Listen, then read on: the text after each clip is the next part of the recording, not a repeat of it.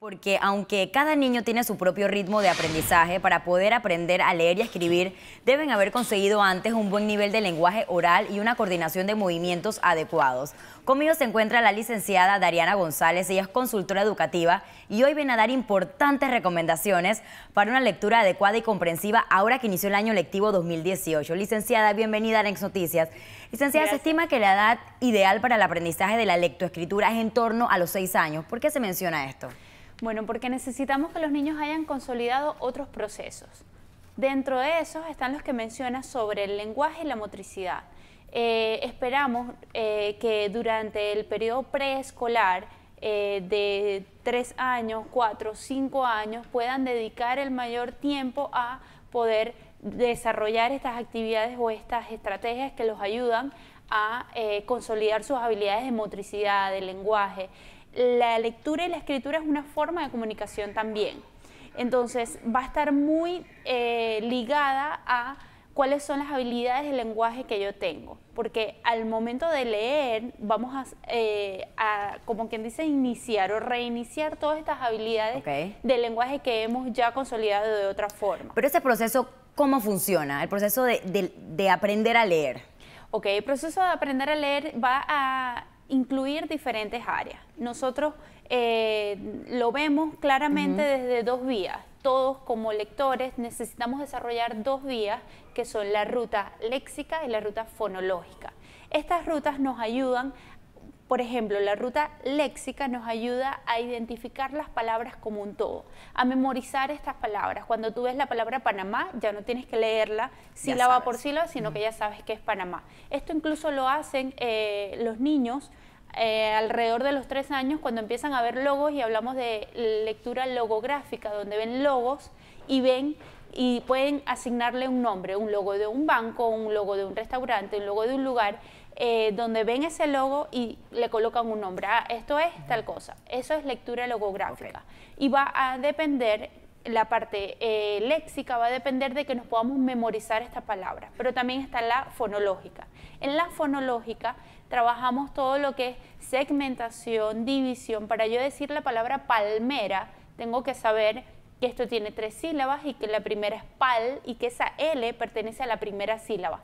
Porque si no, leería algo como palmera o palamera, porque le incluyo una letra, por ejemplo. Entonces voy a necesitar de estas dos habilidades, porque las palabras que sean más familiares las voy a ir archivando en mi léxico, en mi lexicón, que es mi biblioteca de palabras. Licenciada, usted mencionó un tema muy interesante, que es a partir de los 3 años hay niños que pueden aprender a leer bloques de palabras, pero se debe dividir, por ejemplo, en categorías: animales, cosas, frutas, vegetales, y eso lo pueden hacer a partir de los 3 años con toda facilidad. Sí, y esto va a reforzar su lectura, su ruta léxica. Él está memorizando estas palabras, no las está decodificando. O sea, no está pudiendo decir esto qué sílabas son, está pudiendo memorizar estas palabras como un todo. Se las está aprendiendo como una imagen.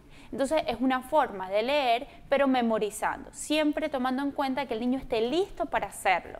A partir de los 3 años hay niños que ya lo están haciendo, como hay niños que tienen 3 años y pueden hacer ejercicios de conciencia fonológica, que son ejercicios para separar mentalmente estas palabras. Cuando llegamos a primero o segundo grado empezamos a separar palabras en sílabas, pero antes de esa fecha nosotros podemos hacer estos ejercicios con los niños y mentalmente decirle zapato y que ellos puedan en palmas separar zapato. Ya yo voy a empezar a hacer esta estructura para que cuando inicie el proceso lector tenga más habilidades y pueda ser un poco más sencillo. Ahora bien, ¿cómo podemos darnos cuenta que nuestro hijo o nuestra hija tiene algún problema en la escritura o en la lectura, debo corregir? ¿Cómo podemos darnos cuenta? ¿Cuáles son algunas señales que los padres de familia deben prestar atención puntual? Bueno, en el proceso lector hablamos de las dificultades específicas de la lectura, que son dificultades que se presentan cuando los niños no cumplen lo que esperamos para su edad, que pueden ser inversión, rotación, sustitución de letras al momento de decodificar. También esto muchas veces viene precedido de que haya dificultades para memorizar el abecedario, para la correspondencia fonética, qué sonido, qué fonemas se escuchan a través de cada uno de los signos que al final estamos viendo que son las letras. Entonces, estas dificultades pueden irse agravando a medida que el niño va aumentando de nivel escolar. Un niño que está en segundo o tercer grado y aún su lectura es muy silábica, que es lo que en casa llamamos cancaneo, cuando hablan o leen una palabra sílaba por sílaba, esto realmente se llama lectura silábica, y vemos que ya el niño está en tercer grado y todavía cada palabra no la está pudiendo ver por completo, sino que está leyendo sílabas por sílaba. Cercano a esta edad podemos decir, bueno, hay dificultades. Siempre es importante que tengamos muy claro cuál es el nivel lector que nosotros estamos esperando para saber qué pedirles. A esto voy también con las lecturas, por ejemplo. Podemos estar reforzando lecturas o leyendo cuentos en casa, pero a lo mejor estos cuentos no están ajustados a la edad de los niños. Hay cuentos, si mi hijo está leyendo sílabas simples, ma, ca, ta, pe, y no trabadas, como por ejemplo pra, cra, tra. Hay cuentos que están hechos por completo con palabras que solo tienen estas sílabas sencillas.